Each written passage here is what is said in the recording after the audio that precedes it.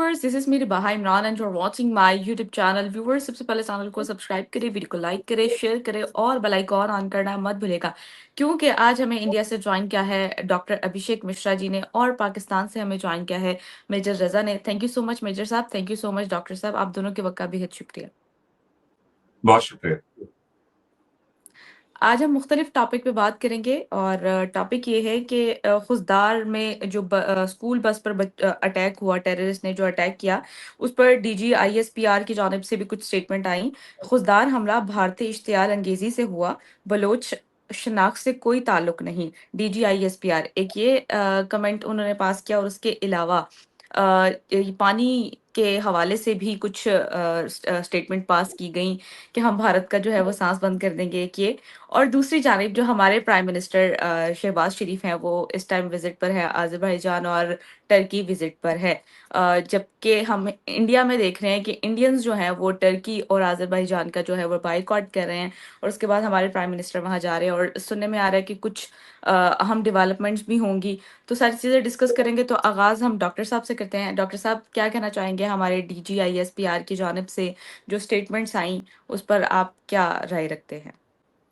पहले आप बताइए, इश्तियाल अंगेजी क्या होता है? मुझे समझ ही नहीं आया। व्हाट इज इश्तियाल अंगेजी? ओके, इश्तियाल अंगेजी डॉक्टर साहब ये है कि जी ऐसी हरकत करना कि जिससे दूसरा गुस्से में आ जाए, कि जिससे दूसरे को आप तंग कर सकें, या प्रोवोकेशन।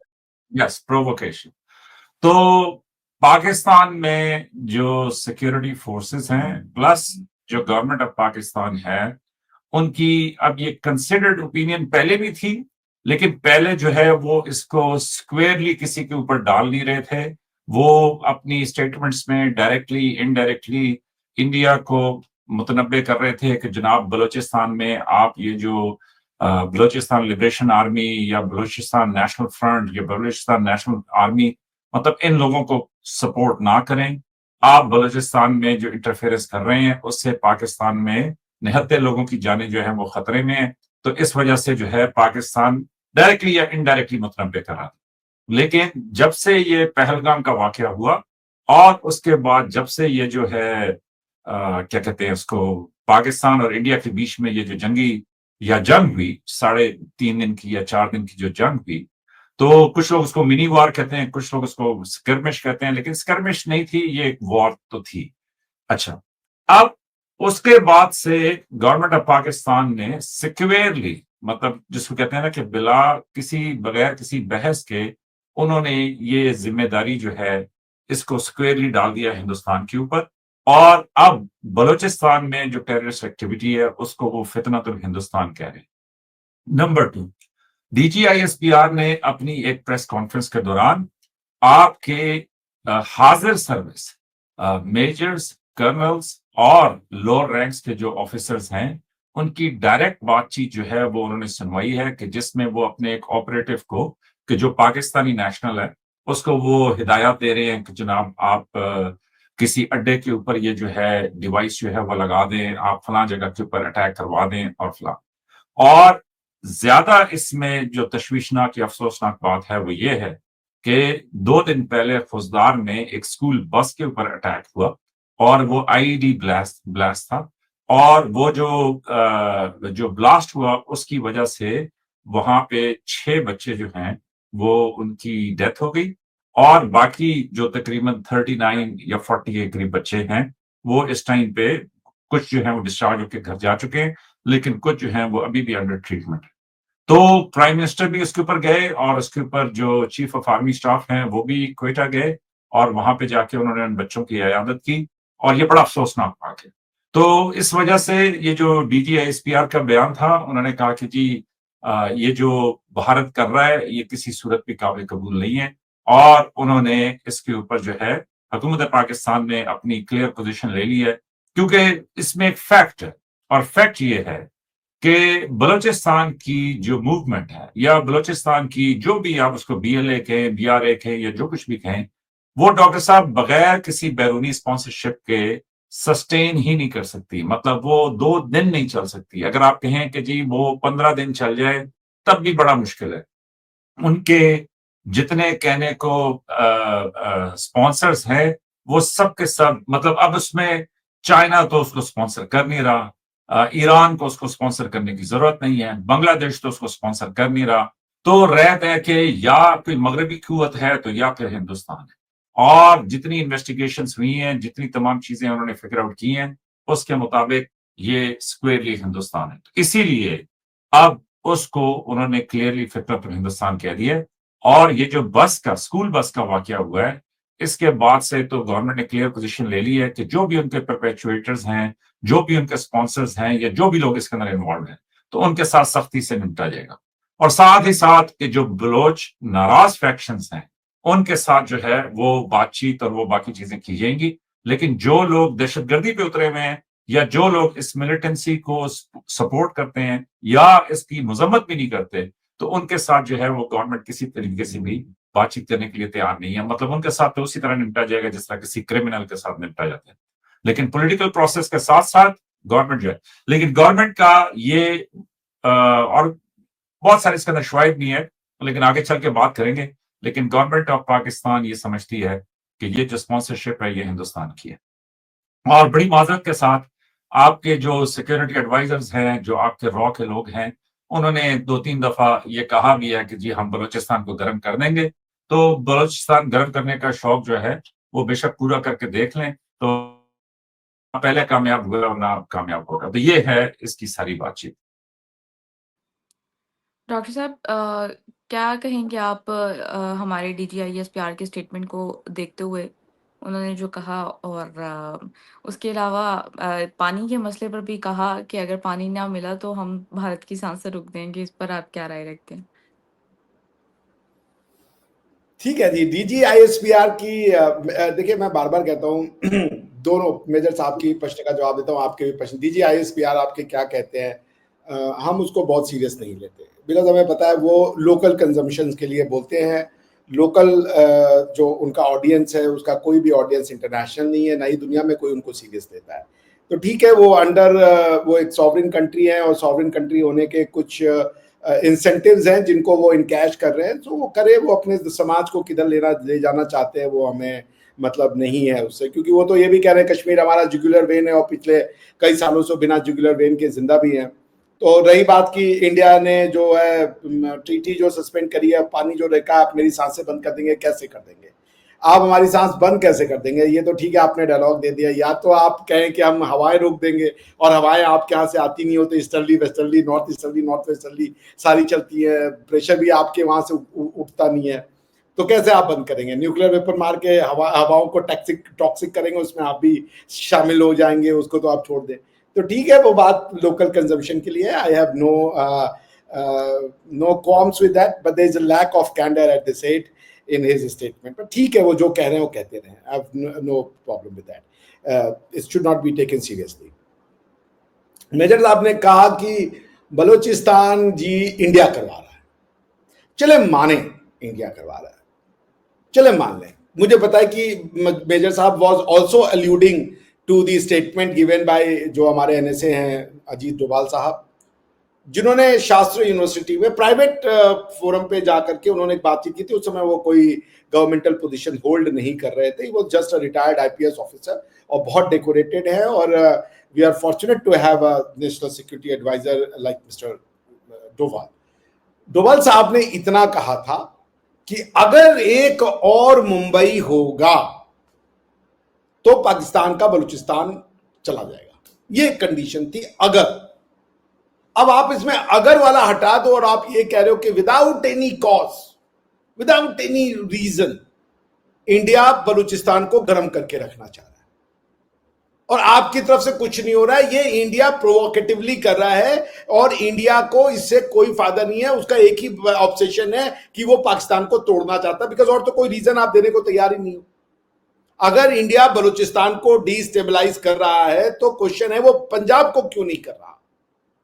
मेजर साहब की एक बात में बिल्कुल बहुत दम है कि बिना हथियारों की सप्लाई के इतना बड़ा मूवमेंट जो है, हथियार और पैसा दोनों, उसके ये सस्टेन नहीं किया जा सकता। मगर मेजर साहब एक चीज आप भूल गए, बिना मोटिवेशन के, बिना ऐसे पर्पस के कि जिसके लिए मैं अपना जीवन न्यौछावर करने को तैयार हूं, हथियार नहीं उठाए जाते। The purpose has to be bigger than my life.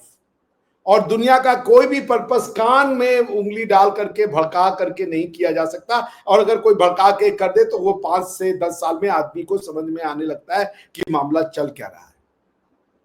क्योंकि यहां तो रिलीजन वाला मामला है नहीं, वहां पर तो आप ज्यादा कंट्रोल में हो इंडिया से, क्योंकि इस्लाम का जो कोहेसिव बॉन्ड है जिसको आप यूज करते हो कि बलूच और पंजाबी का रिश्ता क्या, ला इलाहा इल्लल्लाह।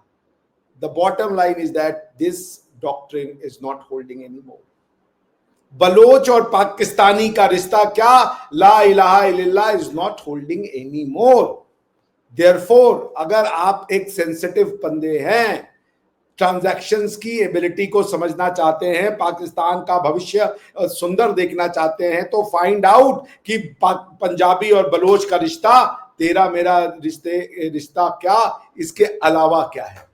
जैसे मेरा और तमिल का रिश्ता क्या, भारतवर्ष हमारी आइडेंटिटी हजारों साल की, किसी भगवान से नहीं रिलेटेड है, वो भगवान को माने या ना माने, मगर जब तक वो हिंदू ट्रेडिशन, लाइफस्टाइल, कल्चर को फॉलो करेगा तब तक वो मेरा और तमिल का रिश्ता बना रहेगा।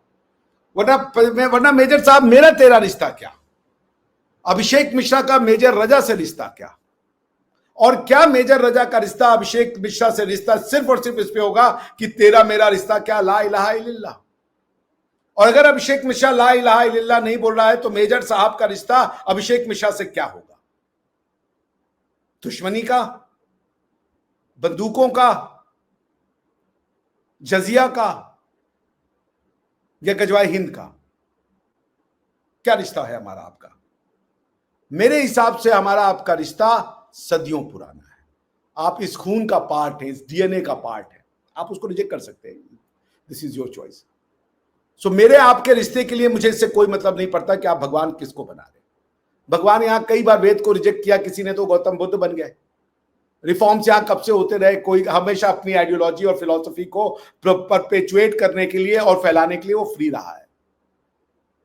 भगवान बुद्ध ने वैदिक शिक्षा का विरोध किया था और उनको भगवान का दर्जा मिला। कोई नहीं कहता कि हमारे जो बुद्ध है वो भारतीय नहीं है। लीगल सिस्टम नहीं बदलते, philosophical understanding of the God बदल सकती है। सोशल ऑर्डर नहीं बदलते, सोशल आइडेंटिटियां नहीं बदलती। मेजर साहब, जिस दिन आप ये बता देंगे कि रिबाहा का और अभिषेक मिश्रा का रिश्ता सोशली, पॉलिटिकली, क्या सिर्फ ये होगा ला इलाहा इल्लल्लाह के चश्मे से, या ला इलाहा इल्लल्लाह के साथ साथ और भी धागे हैं जो अभिषेक मिश्रा का रिश्ता रिबाहा जी से या मेजर रजा साहब से जोड़ता है, ये आपको जवाब देना है। तो ये जवाब दीजिए कि बलूच का और पंजाब का रिश्ता क्या है, पाकिस्तान क्या है, क्या तेरा मेरा रिश्ता के आगे जाएगा पाकिस्तान? क्योंकि तेरा मेरा रिश्ता के आगे तो सीरिया और इजिप्ट भी एक कंट्री बन के नहीं रह पाए। मैंने आपको वो बात बता दी जिसके लिए normally I could have charge million dollars. इस पे काम कीजिए, रिश्तों को और रिश्तों की बुनियादों को और उनके तारों को जोड़िए। मनुष्यों को जोड़ना उतना टफ भी नहीं है, लेकिन आप ये कहेंगे कि सिर्फ एक ट्रांजैक्शन और बाकी सारी आइडेंटिटियों को हम नेस्तनाबूद कर देंगे, तो फिर you are inviting trouble major साहब। All you need to understand is the basic and elementary idea of peaceful coexistence. हम सुपीरियर, तुम superior, gone are the days. कोई आपको सीरियस नहीं ले रहा इस सुपीरियोरिटी के लिए, कोई नहीं लेता। आप IPL PSL करा रहे हो, वो चले गए वहां से, उन्होंने कहा DRS भी नहीं होगा। हमारे पास कुछ नहीं है, फिर भी हम सुपीरियर कैसे हो सकते हैं? एनीवेज, लेकिन क्या हम सुपीरियर ऐसे हो सकते हैं कि हम किसी से सुपीरियर नहीं है? यही हमारी सुपीरियोरिटी है। हम सबको अपने साथ ले चलते हैं, यही हमारी सुपीरियोरिटी है। सबकी इज्जत करते हैं, सारे आइडियाज की इज्जत करते हैं। अरे अरबों ने कर दिया। तो जब तक मोदी का जो यार है वो गद्दार है और गद्दार है, और तेरा मेरा रिश्ता क्या, ये चलता रहेगा। तो आपके हिसाब से तो मोहम्मद बिन सलमान साहब आपके यार बन ही नहीं सकते, क्योंकि वो भी मोदी के यार हैं। 21 तोपों की सलामी बुलवाया था उन्होंने। आप बोलते तो हैं पर उन प्रिंसिपल्स के इम्प्लीकेशंस को नहीं समझ पाते। दिक्कत ये है, you just speak but you refuse to analyse the ramifications of those statements which are far reaching than it sounds. जी। मेजर साहब क्या कहेंगे, इंडियंस ने टर्की और अज़रबैजान जाना को बायकॉट किया और उसके अलावा जो हमारे शहबाज शरीफ हैं इस टाइम विजिट पर हैं टर्की और अज़रबैजान, इस पर आप क्या कहना चाहेंगे? और डीजीआईएसपीआर ने ये भी स्टेटमेंट दी थी कि सांसें बंद कर देंगे हम इंडिया की, इस पर आप क्या राय रखते हैं? अच्छा, अभी देखें डॉक्टर साहब ने जो एक बात की उसको मैं थोड़ा सा एड्रेस करना चाहूंगा जिस तरीके से मुझे उसकी समझ है।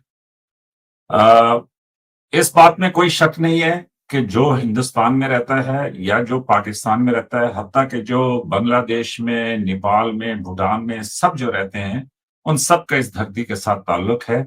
और फिर डॉक्टर साहब ये भी देख लें कि इसी धरती में बहुत सारे जो हैं वो पंजाबी हैं, बहुत सारे जो हैं वो पठान हैं, बहुत सारे जो हैं वो क्या कहते हैं इसको, ये जो है बंगाली हैं, बहुत सारे जो हैं वो जिस तरह आप कह रहे थे तामिल हैं, बहुत सारे, तो मतलब बहुत सारी कौमें यूपी जो बिहारी हैं भी जोड़ लीजिए, इसी हम लोग यूपी बिहारी हैं। मैंने कहा यूपी और बिहार वालों को जोड़ ले, हम आधा यूपी के हैं आधा बिहार हाँ, के। यूपी और बिहार। मैं तो आपसे पहले कह रहा था कि वो प्रोग्राम से पहले भी कि वो जो कश्मीर से कन्हैया कुमारी, तो मेरा भी दिल करता है कि मैं भी जाके देखूंगी कश्मीर से कन्हैया कुमारी, क्योंकि वो देखें वो आपकी रोड नॉर्थ से शुरू होती है और वो ऑल द वे नीचे साउथ में जाके अरेबियन सी के ऊपर खत्म होती है। तो वो बड़ा इंटरेस्टिंग है कि जी किस तरह। और दूसरा कि यस आपके खाने, मतलब हिंदुस्तान में ये वो सारे प्रोग्राम्स मैंने वो देखे हुए। तो आपका दिल करता है ये राजस्थान है, मतलब पाकिस्तान में इसी तरीके से वो रेगिस्तान है, उन लोगों का रहन सहन, उनकी चूड़ियां पहनने का तरीका, उनका चटनी बनाने का तरीका और ये सब कुछ, मतलब यही तो है यहाँ की सारी धरती। और फिर आप ये देखें कि अफ्रीका को देखें, यूरोप को देखें। आप कह रहे थे ना कि जी वो रशियंस को यूरोपियन नहीं मानते। मैं आपको ये बात बताऊं कि जी पुतिन साहब ने एक टाइम पे बड़े अच्छे तरीके से यूरोप को, क्लिंटन साहब को कहा कि हजूर हमें भी नेटो में ले लीजिए। ये आप बात मानेंगे कि उन्होंने क्लिंटन साहब को ये कहा कि हजूर हमें भी नेटो में ले लीजिए और खत्म कीजिए इसको कि ये जो रशिया के अगेंस्ट और ये और वो, और उन्होंने इनकार कर दिया। और मेरे हिसाब से उस टाइम पे जो मॉरल हाई ग्राउंड और जो लार्जर साइज और इकोनॉमी का साइज और जो बड़ा मतलब वो था, वो यूरोप के पास और अमेरिका के पास था। आज अमेरिका की हालत बदल गई है, यूरोप की हालत बदल गई है, मतलब वो चाइना का और ये जो नया जियोपॉलिटिक्स सामने आ रहा है। तो अब जो है शायद अगर पुतिन साहब कहें ना तो वो हंस के कहें कि हाँ यार तुम शामिल हो जाओ, अभी भी शायद थोड़ा सा टाइम लगे। लेकिन डॉक्टर साहब चक्कर ये है, लोगों को ये बातें तब समझ आती हैं कि जब वक्त गुजर जाता है, जब पानी सर से ऊपर चला जाता है। अगर हिंदुस्तान, पाकिस्तान, बांग्लादेश, मतलब ये सारे, अगर हमारे जो बुजुर्ग थे वो सारे अपने मामलात को सेट रखते, तो मेरा ख्याल में कि ना कोई बंटवारा होता, मेरा ख्याल में कि ना कुछ अलहदा होता, और मेरा ख्याल में कि शायद हिंदुस्तान वो दुनिया का सबसे बड़ा मुल्क होता, सबसे बड़ी आबादी होती, सबसे बड़ी फौजियां होती। लेकिन डॉक्टर साहब वो नहीं हो सका और उसके बाद हिंदुस्तान पाकिस्तान बन गए। और देखिए मैं आपकी ये बात मानता हूं कि सिर्फ ला इलाहा इल्लल्लाह रिश्ता नहीं है, ला इलाहा इल्लल्लाह के अलावा बलोचिस्तान, सिंध अभी इतना ज्यादा आपके यहाँ वो सिंधी बोली जाती है, मतलब वहां पे जो है ना वो पड़ी। तो मैं कह रहा हूं कि बहुत सारी कॉमन ग्राउंड्स हैं, बहुत सारी चीजें हैं, और ये बड़ी स्ट्रेंथ है इस इलाके की कि इस सारे के बीच में मुख्तलिफ किस्म की बोलियां, मुख्तलिफ किस्म के कपड़े पहनने के तरीके, ये मुझे नहीं मालूम अभी मैं सही नाम ले रहा हूं या नहीं, लेकिन रिबाज से पूछें कि एक टाइम पे पाकिस्तान में एक जनाब फैशन का अरूज था, ये जो पटियाला शलवार जिसको कहते हैं। और मतलब वो पटियाला, मतलब मैं कहता हूं कि जी लोग उसको दर्जी नहीं मानते थे कि जो पटियाला वो एक खास किस्म की शलवार होती थी कि वो नहीं सी सकते। तो फैशन भी कॉमन है, साड़ी ये वो सब कुछ। लेकिन डॉक्टर साहब इन सारी बातों के बीच में मैं आपको क्लियरली बताता हूं, बलूचिस्तान में आप कह रहे थे कि जी मोटिवेशन, बलूचिस्तान में जो पाकिस्तान को एड्रेस करने की जरूरत है वो वहां की गुर्बत, बलूचिस्तान में जो एड्रेस करने की जरूरत है वो वहां पे जो महरूमियां। लेकिन ये भी डॉक्टर साहब मैं आपको बता दूं कि इसके बावजूद जिस तरह आपने कहा ना कि 5-10 साल लगते हैं समझते हुए कि जनाब ये चक्कर क्या है, तो यस एग्जैक्टली 5-10 साल, और पाकिस्तान वो 5-10 साल नहीं गुजारना चाहता। पाकिस्तान समझता है कि भाई बलूचिस्तान के अंदर मैंने तो अपनी बसात में बलूचिस्तान की जो पॉपुलेशन उसको समझाने के लिए मतलब जो मैं कर सकता हूँ अपने प्रोग्राम के जरिए मैंने समझाया भी था कि वो 0.5% है पाकिस्तान की पॉपुलेशन का। तो कैसे वो एक आजादी की तहरीक, कैसे वो सब कुछ, तो अल्लाह माफ करे जो भी उनको स्पॉन्सर कर रहा है, लेकिन वो बच्चे सिर्फ मरने के लिए पैदा हो रहे हैं, मतलब वो गलत रास्ते के ऊपर है और उसमें ब्लैकमेलिंग भी बहुत है, बहुत सारे तरीके हैं कि जिस तरह ये देखें। मैं एक प्रोग्राम सुनना था डॉक्टर साहब, आप तो अभी रशिया गए हुए भी थे। वो ये कहते हैं कि ये जंग जो है ये स्टार्ट तो 2022 में हुई थी, लेकिन इसका आगाज जो है वो 2012 में हो चुका था, कि 10 साल पहले।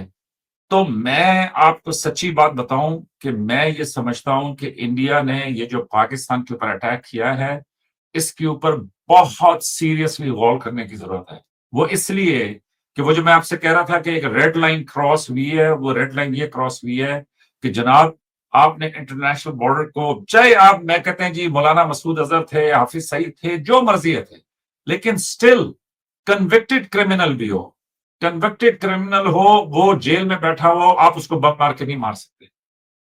देखिए ना, एक तरीका है। हाँ, आप ये कह सकते हैं कि जनाब इसको हमने अपनी अदालत में भी ट्रायल करना है, इसको आप जो है ना मतलब हमारे हवाले कीजिए, ये हमारा बड़ा मुजरिम है, जो भी आप कह सकते हैं, लेकिन आप इसी तरीके से मिसाइल मार के किसी को हलाक नहीं कर सकते मासवा इसके कि आपने कहा कि जनाब हमने ये एग्रेशन करनी है।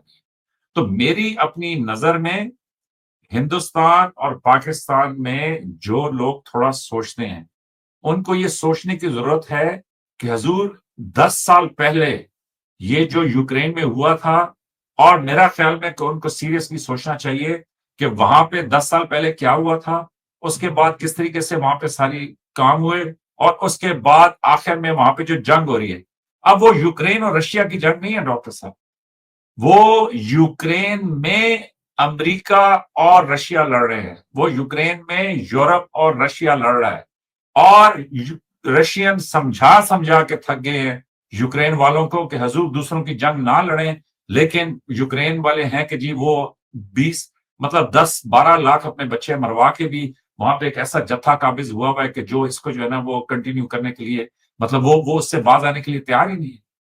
तो मैं ये कहता हूं डॉक्टर साहब कि मेरी अपनी समझ के मुताबिक आप बेशक जो मर्जी है कहें, लेकिन मेरी अपनी समझ के मुताबिक हिंदुस्तान और पाकिस्तान के बीच में ये जो बातचीत है कि जनाब हम आपका पानी रोक देंगे और आप पानी की बूंद बूंद को तरस जाएंगे, ये कैसा बयान है? आप कैसे ये बात कर सकते हैं? आप कैसे ये बात मतलब आप प्राइवेटली गवर्नमेंट कॉरिडोर्स में या डिप्लोमेटिक चैनल्स के जरिए हुकूमत पाकिस्तान को मतलब इस तरह की सारी बातचीत उनको समझाने के लिए या उनको डराने के लिए, ये जैसे मर्जी आप कर लें, लेकिन अगर आप इस तरह की बात एक मतलब अपने सियासी जलसों के अंदर करें कि जनाब पाकिस्तान पानी की बूंद बूंद को तरस जाएगा, आपके चैनल्स के ऊपर लोग रोजाना ये बात करें, तो क्या पाकिस्तान में 25 करोड़ लोग जो हैं वो चार्ज अप नहीं हो जाएंगे कि जनाब हमारा पानी कैसे रोक सकते हैं? पानी is life, water is life. और कल मेरे साथ एक प्रोग्राम में वो कह रहे थे कि जनाब आपको नहीं मिलेगा पानी, तो क्या होगा? मेरे हिसाब से तो जो जंगी सुप्रियोरिटी थी वो तो हिंदुस्तान साबित नहीं कर सका, बल्कि उल्टा अगर इस जंग को देखा जाए तो हिंदुस्तान ने बहुत कुछ लूज किया।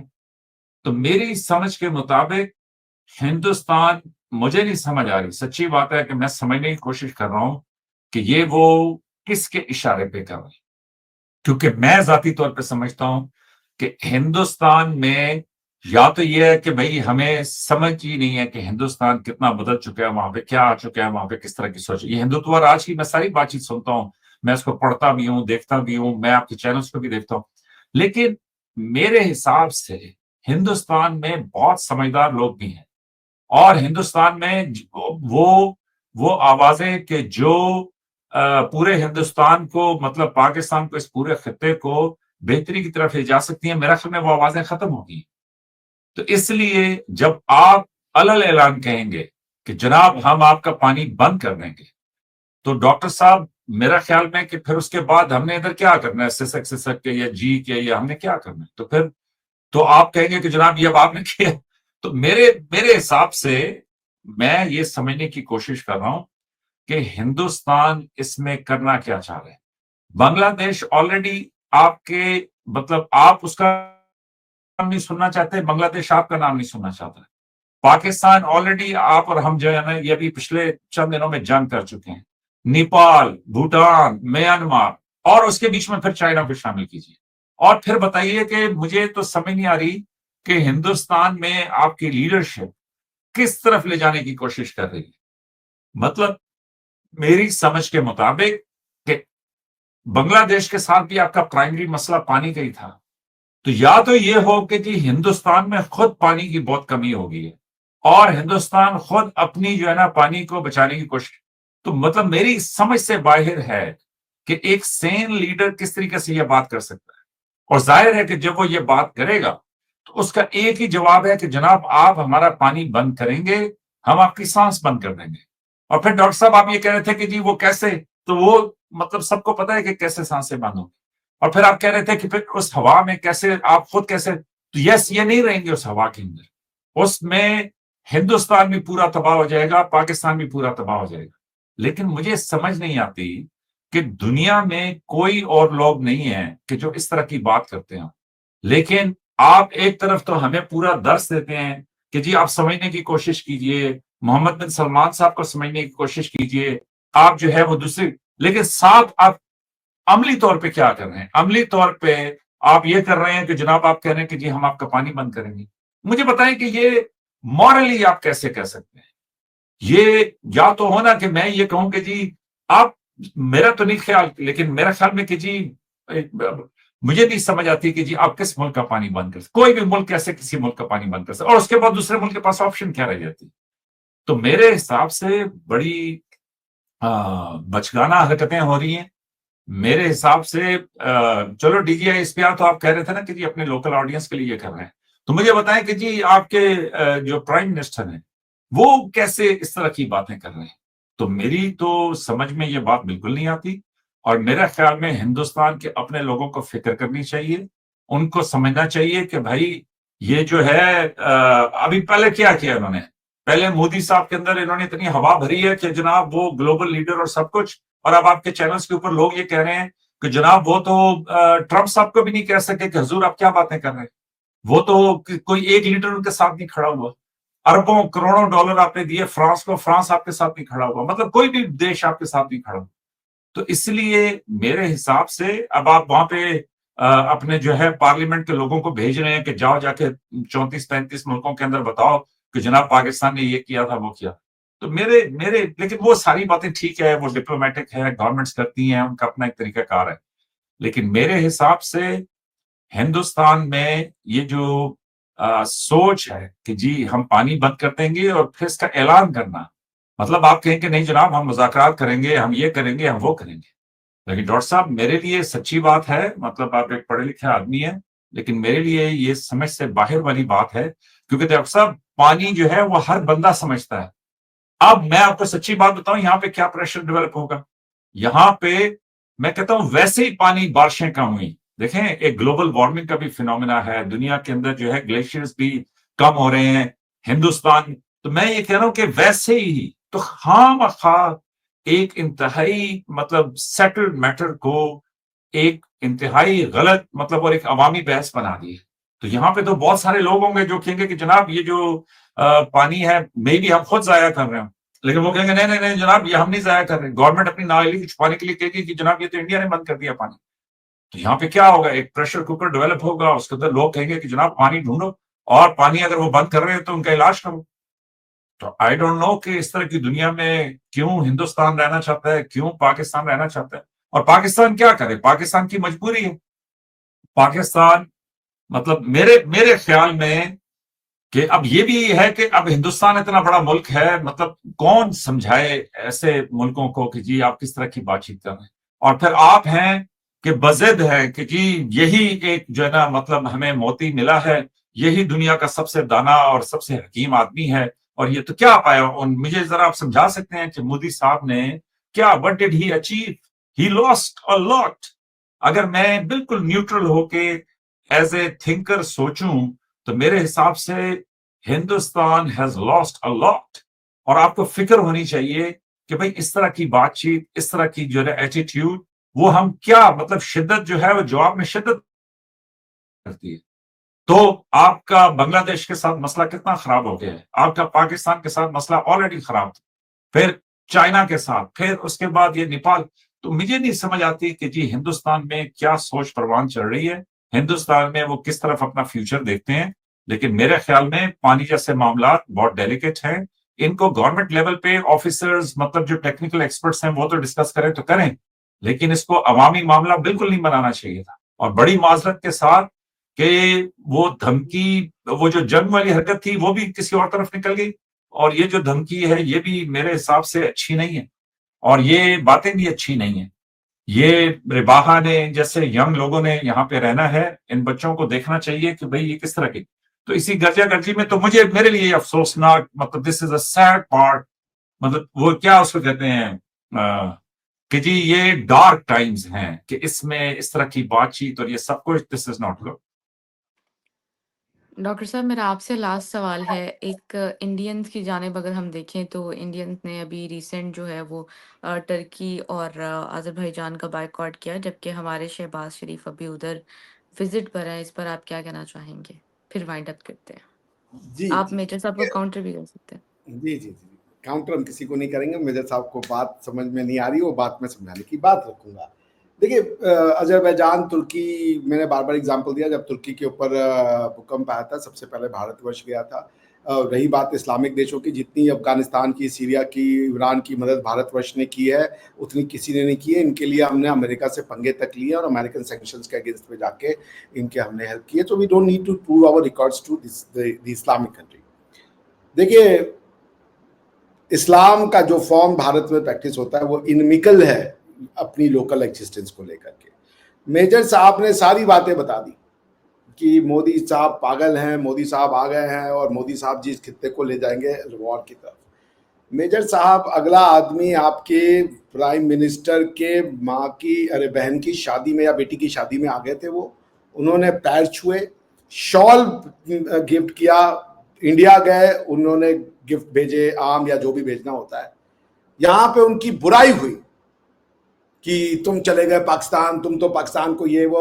अगला आदमी, अगर आपके यहाँ पे जो नैरेटिव चला जाता है कि पाकिस्तान को बेच करके या पाकिस्तान के अगेंस्ट में नफरत बेच करके वो इलेक्शन में आए थे, तो अगर वो पाकिस्तान के अगेंस्ट में मैंडेट लेके आते ना, तो कभी बिना बुलाए वो मोदी जी वहां नहीं पहुंचते, क्योंकि उनको पता था उनका पॉलिटिकल जो कैपिटल था वो खत्म हो जाता। पॉइंट ये है कि न तो आप सही सुनना चाहते, नहीं आप सही देखना चाहते। क्यों गया वो आदमी पाकिस्तान, और क्यों हम यहां पहुंच गए कि हमने पहलगाम के बाद आपके ऊपर अटैक कर दिया? इसमें सिर्फ भारत की गलती है। भारत पागल है। आपने कहा कि बांग्लादेश के साथ पानी का वो हुआ है, आप पढ़ लीजिए, और मैं आपको रिकॉर्ड कह रहा हूं, बांग्लादेश को ज्यादा लैंड देकर के हमने उनसे कम लैंड लिया, बांग्लादेश को ज्यादा पानी देकर के हमने उनसे कम पानी लिया। हमने कहा जाइए आप खुश रहिए, हमें आपके साथ बॉर्डर डिस्प्यूट नहीं चाहिए। लेकिन वो जहां भी, जैसे ही वो मोहम्मद यूनुस की सरकार आई, वो वहां पे हिंदुओं का उन्होंने कत्लेआम करना शुरू कर दिया। हरे कृष्णा हरे मूवमेंट वाले बेचारे पुजारी को जाके जेल में डाल दिया। अगर आवामी लीग से आपकी दुश्मनी थी तो आपने हिंदुओं के घर क्यों जलाना शुरू कर दिए? पॉइंट ये है कि आपको दिखेगा ही नहीं, आप लोग देखना भी नहीं चाहते उस तरफ। क्यों मोदी ने पठानकोट में आईएसआई को बुलवाया? क्यों? मोदी अगर युद्ध करना चाहता था तो पठानकोट के बाद भी उसके पास पॉसिबिलिटी थी, पर उसने आपके कहने पे, आपको यकीन नहीं हो रहा है, आप लोगों को समझ में नहीं आ रहा है। आप नफरत में इतने अंधे हो चुके हैं कि आपको ये बात दिखती है कि हम झूठ बोलेंगे, हम चाकू मारेंगे, हम पीछे छुरी से वार करेंगे, सामने वाले को बुरा नहीं मानना चाहिए। पाकिस्तान ने दिया क्या है 1947 से बनने के बाद भारतवर्ष को? नफरत, फेक करेंसी, स्पेनॉइज, इनस्टेबिलिटी, हिंदुओं के प्रति नफरत, अपने देश के प्रति, अपने धर्म के प्रति, अपनी एंशिएंट हिस्ट्री के प्रति नफरत। मोदी से क्यों नफरत है इतनी भाई? क्यों नहीं? हम जिस मिट्टी में आज अरबों के लिए आप लोग अपना सर पानी, सब कुछ अपना लुटाने पे चले हुए कि जो अरबों के ऊपर कुछ आएगा तो हमारी आर्मी हरमैन शरीफ को जाकर के बचाएगी, तो हम अपने मंदिरों को नहीं बचाएं? और हमारे मंदिरों के लिए कोई खड़ा हो जाए तो वो हिंदू बिगट है, वो हिंदू जेलट है। लेकिन आप हरमैन शरीफ के लिए अपनी सेनाएं देने के लिए जाएं तो आप जी बहुत बड़े जियाले हैं, आप जी इस्लाम के प्यार में कर रहे हैं। हम अपनी मंदिरों को तोड़वा दें, अपने मंदिरों के उद्धार की बात नहीं करें। जैसा भी था, ये हमारे बाप दादाओं और पुरखों का था, ये हमारी प्रैक्टिस यही रहेगी और यही हमारी आइडेंटिटी है। पहलगाम पे एक बार भी आपने कहा कि आपने IC-814 में एबडक्ट किया एक हवाई जहाज को और मसूद अजहर को छुड़वाया। आपने बुलवाया कि जो हमारा इसरो का साइंटिस्ट है वो आकर के आपके यहाँ स्टेट गेस्ट बन करके लेक्चर दे। आप बुला रहे हो उसको, क्या नाम है, जाकिर नायक को, सारी दुनिया उसको आतंकवादी कहती है। किसके लिए लड़ रहे हो मेजर साहब? हाफिज सईद के लिए? क्या कंट्रीब्यूशन है हाफिज सईद का और क्या थ्योरी है हाफिज सईद की सिवाय नफरत के? आपकी मिट्टी का नहीं है, वो हरियाणा की मिट्टी का है। उसके बाप दादा यहां रहते थे। ये दिया है यहां के लोगों ने, अपनी मिट्टी से दुश्मनी। आज आप बलूचों पे आपको बड़ा गुस्सा आ रहा है कि बलूच अपनी मिट्टी से कैसे आजादी की मांग कर सकते हैं, अपनी मिट्टी से वो कैसे गद्दारी कर सकते हैं। बलूच किसके साथ गद्दारी कर रहा है? इस्लाम के साथ या पाकिस्तान के साथ? क्योंकि पाकिस्तान नाम की कोई आइडेंटिटी एग्जिस्ट नहीं करती बियॉन्ड इस्लाम के। आपने कभी बनाया ही नहीं और आप बनाना चाहते हो, क्योंकि आपके पास, अगर आप इस्लाम के अलावा कोई और आइडेंटिटी और धागे ढूंढने जाएंगे, वो सिर्फ और सिर्फ भारतवर्ष हिंदुइज्म के धागे मिलेंगे और कोई धागा आपको जोड़ के नहीं रख सकता। लेकिन ये बात आपको पचेगी नहीं मेजर साहब।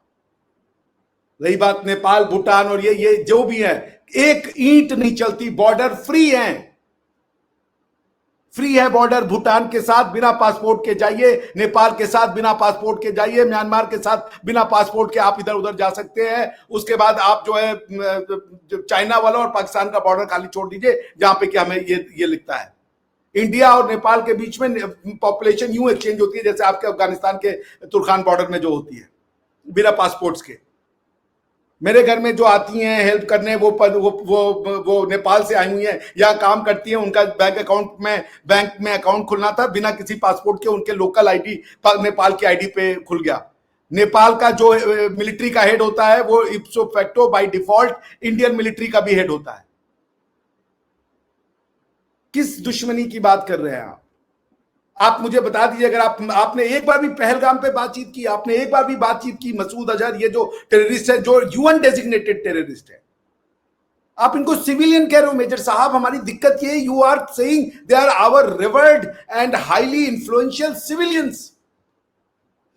मेजर साहब, अगर ये आपके सिविलियन है तो ये हमारे लिए एक्सिस्टेंशियल थ्रेट है। ये गजवा की बात करने वाले लोग हैं, ये गाजी बनना चाहते हैं, ये भारत की एग्जिस्टेंस को मिटाना चाहते हैं।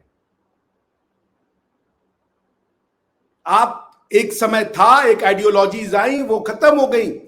अरबों ने उसको ज्यादा दुख पाया उससे, क्योंकि उन्हीं की आइडियोलॉजी लेके उन्हीं के बगदाद में जाकर के तैमूर लंग ने काट डाला था उनको। किस खलीफत के? आपका कॉन्सेप्ट कहीं सही नहीं है। जब कह दिया गया रिलीजन में कि 4 और उनसे अच्छे खलीफा आ ही नहीं सकते हैं, तुर्कों को खलीफा मान लिया आप। भाई मेजर साहब, मोदी साहब को सारी दुनिया पसंद करती है, और अगर वो एक वॉर मांगर आदमी है, अगर वो वॉर के लिए लड़ना चाहता, तो आप मुझे यह बता दीजिए, मियां नवाज शरीफ की मां के पैर छूने वो क्यों गए? पठानकोट के बाद मिसाइलें आपके शहरों पे क्यों नहीं गिरी? किसने करवाया पठानकोट? मियां साहब ने तो एफआईआर भी कटवा दी थी। आपके खोसा साहब का आर्टिकल है कि ये जो 26/11 था ये करवाया था पाकिस्तान में, आपके डॉन में छपा था। क्या किया आपने? मेजर साहब, हम बहुत बुरे लोग हैं, क्योंकि आपकी किताबों में आपको ये सिखा दिया जा चुका है कि ये गंदे हैं, ये ब्राह्मण हैं, ये चूत रहे हैं, ये छुआछूत है। बिना किसी चीज को जाने हुए, सिवाय आपने हमारी कमियों को अपनी किताबों में कुछ नहीं पढ़ाया। वो लोग वो कहते हैं कि हम हिंदुओं के साथ नहीं रहते, जो खुद सारी जिंदगी हिंदू कल्चर को जीते हैं, हिंदू कल्चर को खाते हैं, पीते हैं, मरते हैं, और उसके बाद भी वो कहते हैं जी हम हिंदू के साथ रहना नहीं चाहते। बारातों के बिना शादियां न करने वाले लोग अपने आप को हिंदू नहीं कहते। ये, इससे बड़ा मजाक क्या हो सकता है समाज में? संगीत और ये म्यूजिक जो आप चला रहे हो, ये संगीत आपका इस्लामी संगीत है। फिल्में आपकी हो रही हैं कि जज साहब कब हमारे ये केबल टीवी से इंडियन सिनेमा गाने हमारे घरों में घुस आए हैं। अरे तो अपनी शादियों में से निकालो ना इनको। क्या कर दोगे और क्या कर सकते हो कि अपनी आइडेंटिटी पे मिट्टी डाल दो? हमारी लड़ाई आपसे नहीं है मेजर साहब, हमारी लड़ाई रिवाजी से नहीं है, हमारी लड़ाई हाफिज सईद है और उनके जैसी सोच से है, जो ये कहते हैं 2026 हिंदू 2026 हिंदू गायब। ये कौन सा मजहब है? हिंदू क्यों गायब? और क्या शख्सियत से, क्या आपके अंदर इतनी क्षमता है कि आप हिंदुइज्म को गायब कर दोगे? आपकी मस्जिदों में, आपके घरों में ये लोग घुस चुके हैं।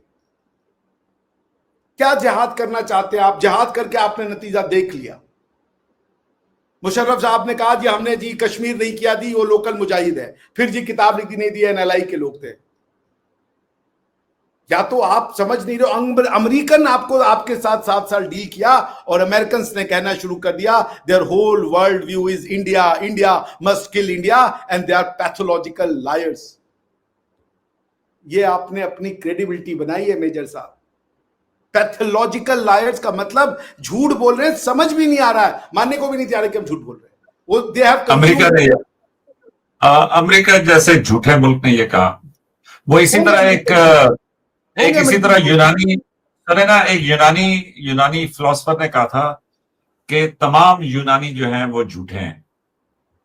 तो वो दूसरे यूनानी ने कुछ देर सोचा, उसने कहा तू ठीक है क्योंकि तू भी झूठ बोल रहा है। देखिए मेजर साहब, झूठ और सच को झूठ की तरफ पेश करना दो अलग अलग चीजें। आप समझ रहे हैं? पाकिस्तान एज एन आइडिया एक वाइबल आइडिया, ये एक झूठ है, मगर आप इसको सच समझते हो। थ्योरी आप इसको सच समझते हो। आपके हिसाब से हिंदू मुसलमान साथ नहीं रह सकते, लेकिन आप फिर भी कह रहे हो जी हम तो हमारी रह सकते हैं। डॉक्टर साहब, हम ये नहीं कहते कि नहीं रह सकते, हम कहते हैं कि रह सकते हैं। लेकिन जो हम कहते हैं कि वो हम ये कहते हैं कि हमारा रहन सहन फर्क है। क्या फर्क है? ठीक। और वो क्या फर्क है आपका रहन सहन? हिंदू जो है वो हिंदुस्तान, आपके जो हीरोज हैं वो हमारे विलन है, हमारे जो विलन है वो आपके हीरोज हैं। आपका हीरो मतलब बहुत कौन है? हीरो आपका लंबी बाबा नानक देव आपके हीरो हैं या नहीं है? बिल्कुल है। तो वही मेरा हीरो है, कैसे अलग हो गए? नहीं डॉक्टर साहब, देखें आप ना, अभी मिसाल मैं देता और हूं। भगवान राम के बेटे के शहर लव के नाम पे, वो आपका हीरो है कि नहीं है? मैंने सुना ना डॉक्टर साहब, आपने अभी जितनी बहुत सारी बातें की ना, उसमें मेरा कंसिस्टेंट ये ओपिनियन है कि आप बहुत सारी बातों को मिक्स कर जाते हैं।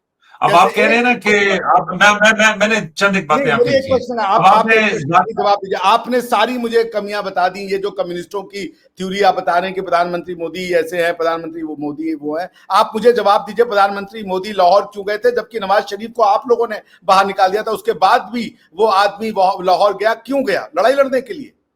डॉक्टर साहब मैं आपको बताता हूं, ये नवाज शरीफ साहब पहलगाम के वाकये के बाद, ये ऑपरेशन बुनियान अल मरसूस और आपका ऑपरेशन सिंदूर के बाद, थ्रू आउट साबिक prime minister 3 times prime minister रहे हैं, नवाज शरीफ साहब का एक स्टेटमेंट नहीं आया इंडिया के खिलाफ। और पाकिस्तान में बहुत सारे सुन लें ना, और पाकिस्तान में बहुत सारे लोगों ने इंसिस्ट किया, उन्होंने कहा कि जनाब नवाज शरीफ साहब को बयान दें, नवाज शरीफ साहब को बात करनी चाहिए, ये किया वो किया फलां किया। अब नवाज शरीफ साहब अपनी मर्जी का मालिक हैं, उन्होंने कहा कि जी नहीं, उन्होंने नहीं कोई स्टेटमेंट दी, उन्होंने नहीं कोई बात की। और मेरे ख्याल में ऐन मुमकिन है कि बिहाइंड द कर्टन्स वो जो 4 दिन के बाद, 3.5 दिन के बाद ये सारी बातचीत किसी मतलब देखे ना बड़े नुकसान से बच गई, तो मे भी उन्होंने कोई कोशिश की हो।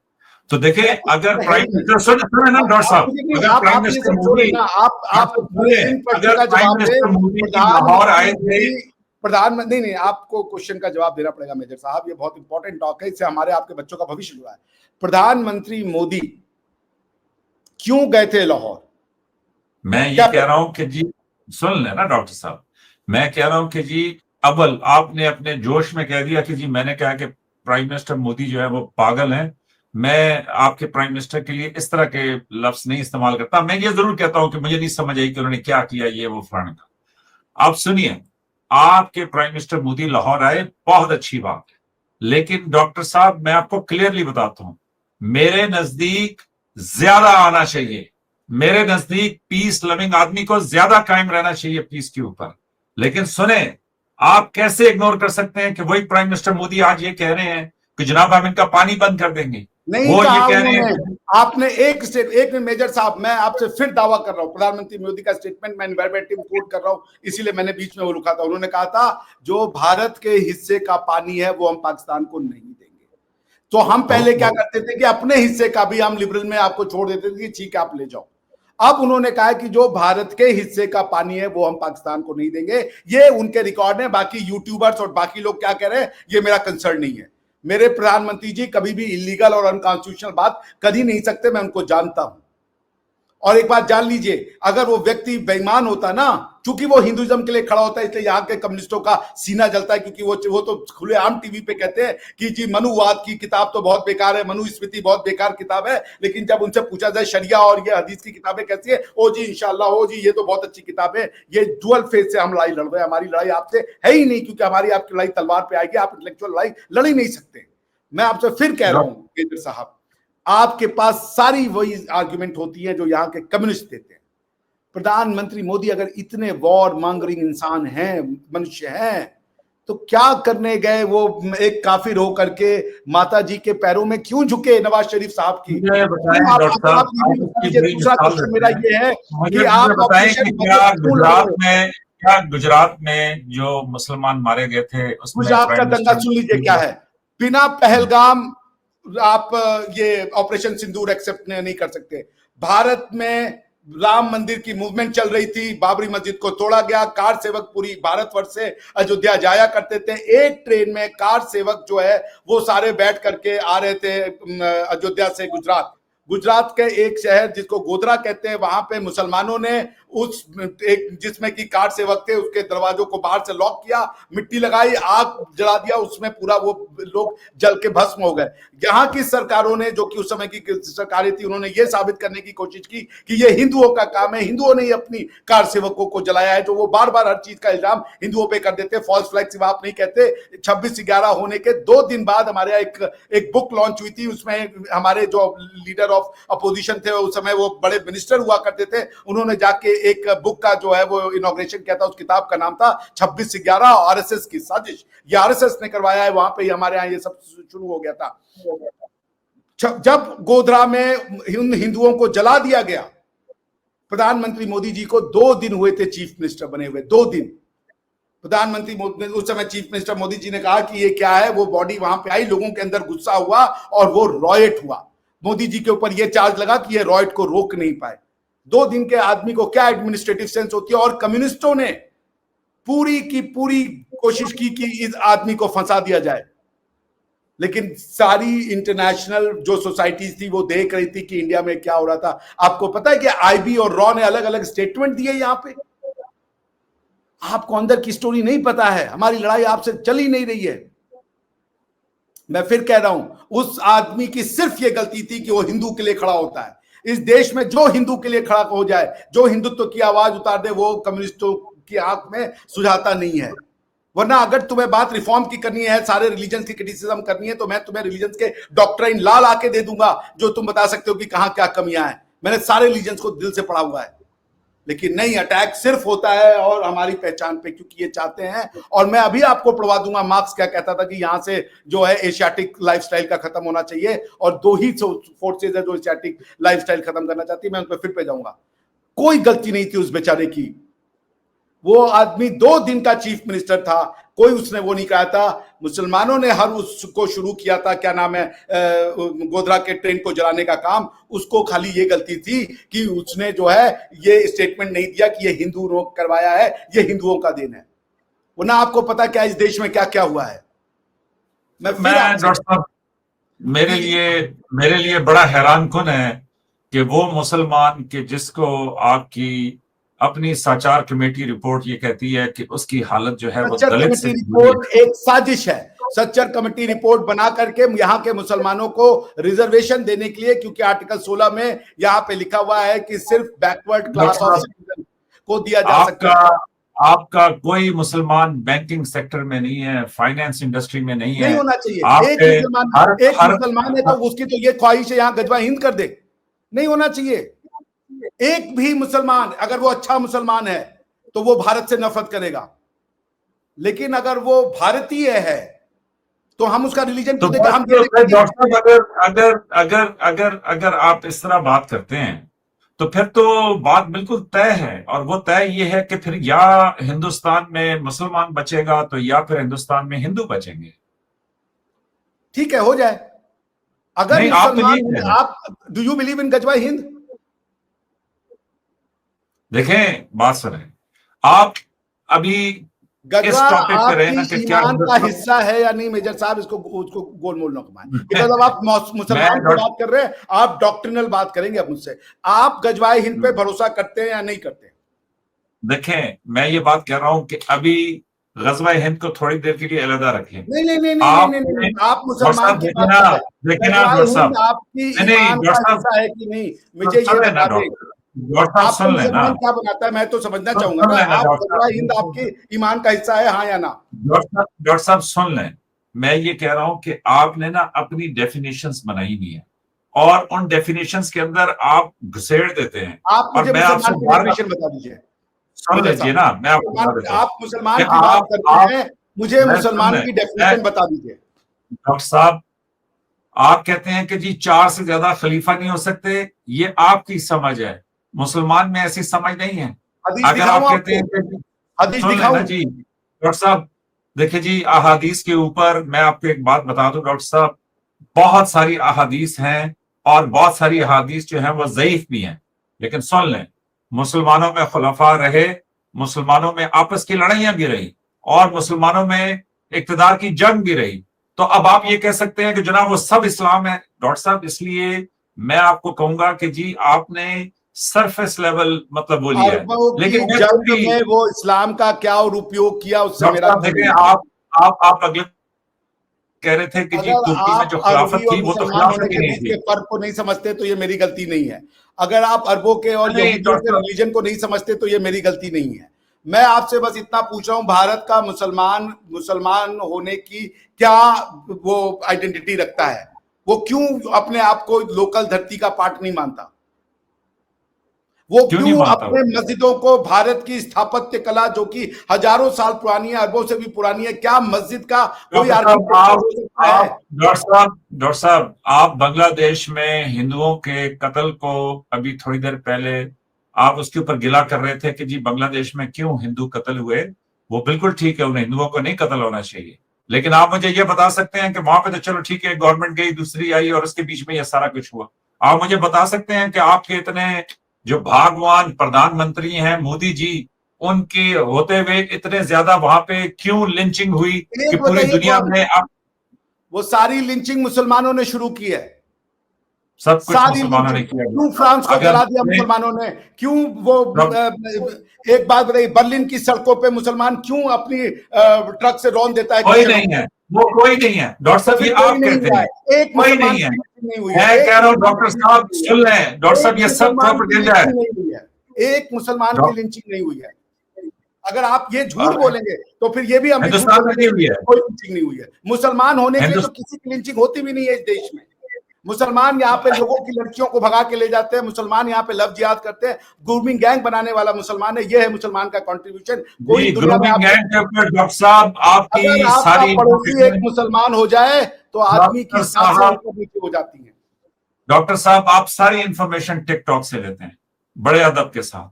ये जो मैं सारी ग्रूमिंग इंफॉर्मेशन गैंग का भी आपकी आपने लेता हूं इल्जाम लगाया है, जो सुन लीजिए सबसे वेल डॉक्टर रेप्यूटेड साहब, ये किताबें लिखने वाले प्रोफेसर हैं और रिपोर्ट्स के आधार पर। डॉक्टर साहब, ये जो लंदन मेट्रोपॉलिटन सिटी की पुलिस की रिपोर्ट है जो रखी मैं गई कह रहा हूं, पटल पे। मैं बता दूं क्या किया रॉटरडम में, वहां पे मुसलमानों ने। डॉक्टर साहब, मैं आपको एक डॉक्टर साहब बात बता दूं, आप प्लीज ये जो ग्रूमिंग गैंग का आपने नाम लिया है, इसके ऊपर भी आप अपनी तहकीक कर लें। सिर्फ 5% या मतलब मे बी लेस देन 5% उसके अंदर फिर मुस्लिम्स होंगे। ग्रूमिंग गैंग के ऊपर सबसे ज्यादा इन्वॉल्वमेंट 99% वाइट। उसमें मुसलमान है। डॉक्टर साहब सुन तो लेना, डॉक्टर साहब आप सुन तो लें। रिलीजन में विश्वास उसमें करते हैं कि नहीं? 90, इस्लाम को फैलना है कि नहीं? इस्लाम को फैलना डॉक्टर चाहिए साहब, दुनिया में, है या नहीं? क्या यार डॉक्टर इस्लाम साहब, का गालिब होना? एक इस्लाम को मेजर साहब ऐसे बात डॉक्टर नहीं, साहब, डॉक्टर इस्लाम को बात नहीं। ग्रूमिंग गैंग के जरिए तो नहीं फैलना ना। क्यों नहीं फैलना? क्यों नहीं? आप एक मुसलमान लड़की अगर किसी हिंदू से शादी करेगी, आप उसको बर्दाश्त करेंगे? वो अपना रिलीजन चेंज करे तो? मेरे हिसाब से वो उसकी मर्जी है, वो जो आपके हिसाब से नहीं चलना, इस्लाम के मुझे क्या हिसाब से चलना है। इस्लाम के हिसाब से बताइए। डॉक्टर साहब मैं देखें डॉक्टर साहब, मैं ये कह रहा हूं कि आपकी अपनी डेफिनेशंस बनाई नहीं है, उसमें आप नहीं तमाम चीजों को साहब, फिट करते हैं। मेरी डेफिनेशन नहीं है, सुन लीजिए, मैं सुन तो लीजिए। टेक्सुअल और लीगल डेफिनेशन दे रहा हूं। आप बोलेंगे, अगली बार मैं सबूत के साथ आ जाऊंगा। मैं वो डॉक्टर साहब देखें, आप जो सबूत लाएं मुझे खुशी होगी, उनके ऊपर हम बहस कर लेंगे, लेकिन ये जो टिकटॉक के ऊपर बातें होती हैं, हमारे यहाँ टिकटॉक ग्रूमिंग बैंड है, हम इंग्लैंड में, टिकटॉक देखते नहीं है। हमारी समाज में वीडियो से देख करके नफरतें नहीं फैला जाती। ये स्पेसिफिक काम मुसलमानों का होता है, जो अपनी विक्टिमहुड को दिखाने के लिए वीडियो का सहारा लेते हैं। ग्रूमिंग, मैं रिबाहा आपसे ये कहूंगा कि जी आप एक काम कीजिएगा, आप ये ग्रूमिंग गैंग के ऊपर ही ना, जो डॉक्टर साहब ने नाम लिया, इस पे जरा गूगल करके लव जिहाद देख आपके के पाकिस्तान में नहीं हो रहा है? ये लड़कियों को, हिंदू लड़कियों को पकड़ पकड़ के जो आप शादी करवाते हो मियां मिट्टू के हाथों, वो क्या है? किसी पाकिस्तान की मुसलमान लड़की को किसी हिंदू से प्यार नहीं हो रहा? 24 करोड़ की मुसलमान लड़कियां होंगे वहां पे, एक मुसलमान लड़की को किसी हिंदू से प्यार होता है? वो अपना धर्म छोड़ती है? सबको इस्लाम की ही हिदायत आ रही है मेजर साहब। डॉक्टर साहब देखें, मैं आपको एक बात बताता हूं, अगर किसी हिंदू लड़की को जबरदस्ती कोई कन्वर्ट करता है, बल्कि लड़की भी नहीं, अगर किसी हिंदू बेटी को, मैं पाकिस्तानी हिंदू बेटी की बात कर रहा हूं, अगर उसको कोई कन्वर्ट करता है जबरदस्ती और वो कुछ करता है, बिल्कुल सही नहीं। नंबर 2, अगर कोई पाकिस्तानी मुसलमान, आपके स्टेट का सपोर्ट है भाई, अगला आदमी वो पॉलिटिकल लीडर है, वो आते हैं, आसिफ साहब आते हैं, वो तो उनको बहुत आती है, बड़े सम्मानित व्यक्ति हैं।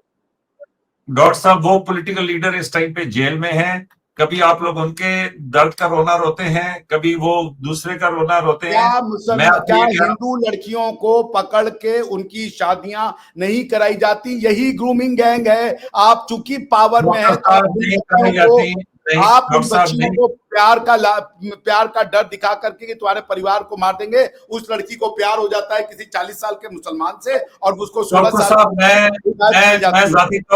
मैं जाती तौर पे हैरान नहीं होऊंगा कि अगर पता चले कि इसके पीछे भी हिंदू फंडिंग है या भारत की कोई फंडिंग है कि जिसके जरिए ये कराया जाता है। आपका माइंडसेट ये है कि इस्लाम में गलती नहीं है, इसका पॉलिटिकल माइलेज मिलता है ना हिंदुस्तान के अंदर। किस लिए पॉलिटिकल माइलेज मिलता है? क्या पॉलिटिकल माइलेज मिलता है? कि फिर मुसलमान के खिलाफ नफरत बढ़ती है। अभी सुनिए, मुसलमान के खिलाफ नफरत बढ़ने की कोई जरूरत नहीं है। किताब पढ़ लीजिए, आपको नफरत मुसलमान ही बता देता है आकर के। वो कहेगा कि तुम्हारा ये खराब है, तुम्हारा वो खराब है, तुम्हारे भगवान उड़ने वाले हैं। अरे आपके हिंदुओं से बात कर लो कि अगर एक बस में बैठ जाओ और उसके बगल में मुसलमान बैठा हो तो लगेगा तुम्हें बता रहे अबे तुम्हारे भगवान उड़ते हैं। यहाँ पे अभी मैं आपको सुनवाऊं, ओवैसी के भाई ने यहाँ के देवी देवताओं के बारे में क्या बातें की थी, ये मैं अभी आपको सुनवाऊं। डॉक्टर साहब मैंने ये कहा, आपका जितना आर्गुमेंट होता है वो बेसिकली टिकटॉक बेस्ड होता है। अगर ये आपकी लॉजिक को मैं इसी पे खत्म, आप टिकटॉक जानते हैं इसलिए आपको टिकटॉक बेस्ड होता है। वाले आदमी हैं, मैंने आपको रिपोर्ट्स बता दी, मैंने आपको हमेशा किताब दिखाई है, मैंने दिखा दिया है। अब आप कहेंगे तो मैं लंदन मेट्रोपॉलिटन पुलिस की रिपोर्ट बताऊंगा जहां पे उन्होंने बताया कि ये बिल्कुल बताएं डॉक्टर साहब। पार्लियामेंटेरियन का स्टेटमेंट है। डॉक्टर साहब आपका सारा आर्गुमेंट इसलिए गलत साबित हो जाता है कि हिंदुस्तान में मुसलमानों ने 300-400 साल हुकूमत, क्या उन्होंने सारे हिंदू खत्म कर दी? आप ईरान में से पारसी कहां गए? वो भी तो मुसलमान ही थे। पारसी कहां गए? ईरान के पारसी कहां गए? इजिप्ट के जो मूर्ति पूजक थे वो कहां गए? किसी मुसलमान माई के लाल में इतना दम नहीं पैदा हुआ कि अपने तलवार के दम पे यहाँ के लोगों की तलवार उतार देता। लोगों ने गर्दनें काटी, इन्हीं मुगलों को गाड़ दिया। ये मिसाइलें आज नहीं चली, याद रखिएगा। कोई मुसलमान नहीं आया, वो तलवार लेकर के आया। उसने कहा कि अब आपके तो खलीफाओं ने ये दिया था भाई, 3 ऑप्शन है, लड़ लो, कन्वर्ट हो जाओ या जजिया दो। हमने लड़ना स्वीकार किया। कोई मुसलमान माई का लाल पैदा नहीं हुआ भारतवर्ष से कि वो इसकी आइडेंटिटी को मिटा दे। जितनी मिटानी थी वो मिटा के चलेगा। चूंकि आप हमारे थे इसलिए हमने आपको स्वेच्छा से वो कर दिया, वरना आप सोचते आपने मंदिरों को नहीं तोड़ा। जहां आप अपने मंदिरों को तोड़ा। और मैंने आपको औरंगजेब पढ़ा दिया, मैंने आपको अभी मैं मौसीर आलमगीर खोल दूंगा आपके सामने, आप उसको भी रिजेक्ट कर देंगे कि जी ये कुछ नहीं है। तो सुन लीजिए, ये शूर नहीं डॉक्टर साहब, मैंने रिजेक्ट नहीं किया। मैंने आपकी वो जो बातचीत थी कि क्या उन्होंने मंदिरों को तोड़ के बनाया, हम डिफेंस में लड़ते हैं, हम धर्म युद्ध लड़ना जानते हैं, हम किसी को छेड़ते नहीं है। मगर अगर कोई आप तैयार करोगे, आपकी बात गलत है। आप मेजर साहब बन के आओगे, मेरे भाई बन के आओगे, हम आपको गले लगाएंगे। हमने दुनिया के हर रिलीजन को, मुसलमान कहता है कि हमारे साथ यहाँ पे वो हुआ, क्या नाम है, जुल्म, लेकिन यहूदी कहता है, जिनसे आपने अपना रिलीजन बोरो किया है, कि अगर किसी जगह पे, किसी लैंड में एंटीसेमिटिज्म नहीं पाई जाती है तो उसका नाम है भारत वर्ष। मोजेस को मानने वाला हमें थैंक यू करते नहीं समझता, और मोजेस से लेके मोहम्मद तक मानने वाला जो है वो आकर के हमको गालियां देना शुरू कर देता है, क्योंकि वो कन्वर्जन के रास्ते में हम उसके रुकावट है। नहीं है आपकी आइडियोलॉजी में इतना दम कि यहां की आइडियोलॉजी से आप जीत जाए। और तलवार, आपने कुछ असर दिखाया, लेकिन उस तलवार को भी ब्लंट करने की ताकत रखते हैं, गर्दनें करवाने के लिए। अगर आपको शौक जिहाद है तो यहां भी अपने मान मर्यादा, लड़कियों ने जौहर करना शुरू कर दिया था, डेड बॉडी को नहीं छोड़ते थे। अलाउद्दीन खिलजी ने रतन सिंह से कहा, अपनी बेटी दिखाओ, अपनी बीवी दिखाओ, मेरे उसमें लेकर के आओ, मेरे उसमें क्या नाम है, राज दरबार में। ये औरतों के भूखे लोग थे और आप इनको अपना हीरो मानते हो। उनको ये बस यही कुछ था। भारतवर्ष ने कभी ये नहीं किया। हमारे शिवाजी के पास किसी मुसलमान लड़की को एक बार लेके आया गया और उन्होंने कहा ये मेरी बेटी है, खबरदार किसी ने, अभी तो आपके टीवी चैनल पे शुरू हो गया था कि हिंदू हमें वो चाहिए, माले गनीमत और लौंडिया, रिलीजन के नाम पे लौंडिया बनाएंगे। मैं फिर दोबारा माजरत, मुझे रिपीट करना अच्छा नहीं लग रहा, लेकिन आप ये जो, मतलब मैं अब क्या कहूँ कि ये जो वीडियो रिपोर्ट्स आप हैं, ये इसको मत वो करें। वीडियो रिपोर्ट क्या है? किसी पाकिस्तानी माले गनीमत पार्ट ऑफ वो है या नहीं? किसी पाकिस्तानी ऑफिसर ने ये कहा? नहीं, क्या किसी पाकिस्तानी ऑफिसर ने ये कहा है या नहीं है? सेक्स स्लेवरी लीगल है नहीं कि कोई लड़की जो मुसलमान नहीं है उसको पकड़ लो, उसके साथ सेक्स करो और उसको बेच दो? ये अलाउड है? मुसलमान 400 साल हुक्मरान रहे हिंदुस्तान के, उन्होंने क्या सेक्स स्लेवरी की थी? 400 साल हुक्मरान थे, गाड़ दिए गए। आज मुसलमान जो मुगल गाड़ दिए गए, मैं कह रहा हूँ गाड़ दिए गए। वो कहीं पे टॉयलेट, क्या उन्होंने सेक्स स्लेवरी की थी डॉक्टर साहब? बिल्कुल की थी। मैंने आपको जौहर का एग्जांपल दे दिया। राजस्थान की बेटियों ने अपने आप को जिंदा जलाया, वरना कौन औरतें अपने आप को जिंदा जलाती हैं? डॉक्टर साहब ये भी सुन लीजिए कि अफगानिस्तान से जो लोग आते थे वो यहाँ से औरतें ले जा वहां पे सेल करते थे। ये सारा इंसानी तारीख का हिस्सा है। आप इसको घुमा फिरा के उन्होंने बाहर की लड़कियों को नहीं लाके भेजा। स्लेवरी और सेक्स स्लेवरी हमारी कंसेप्ट नहीं है, हमारी धरती का नहीं है। डॉक्टर साहब क्या अंग्रेज जब हिंदुस्तान में आए थे उन्होंने कोई मजालिम नहीं किए थे? तो फिर तो हम कौन सा हमने उनको बाहर निकाला? मगर आज एक अंग्रेज ये नहीं कहता ना, आज अंग्रेज जलियांवाला बाग को लेकर तलिया तो नहीं ठोकता ना, वो अपनी किताबों में जनरल डायर को तो नहीं पढ़ाता ना।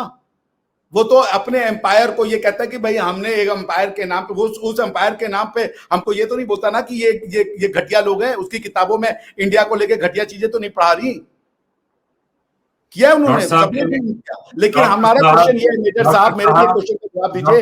आप भारतवर्ष ने पिछले 500 साल में किसी के घर जा करके उसके पूजा स्थल को तोड़ा?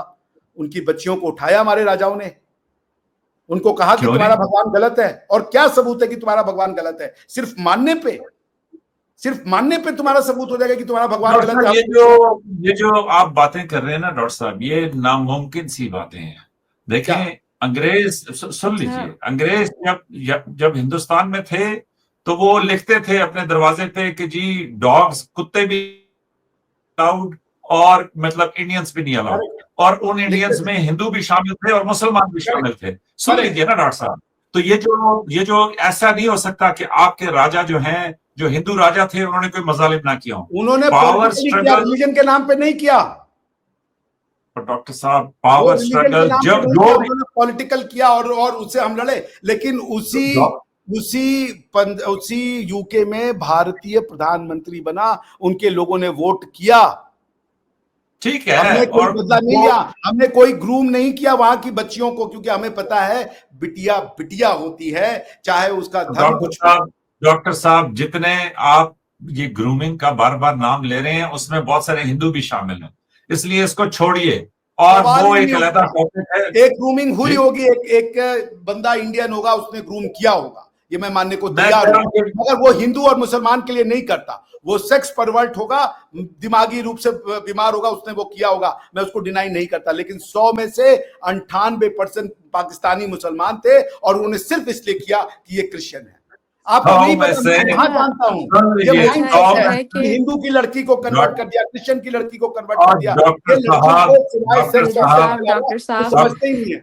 1 घंटे डॉक्टर का साहब, प्रोग्राम हो गया, हम इस पे दो प्रोग्राम को दो करेंगे, परसेंट ग्रूमिंग दो गैंग परसेंट को। भी पाकिस्तानी नहीं होंगे, और वो अच्छा पाकिस्तानी भी नहीं है, वो ब्रिटिश है।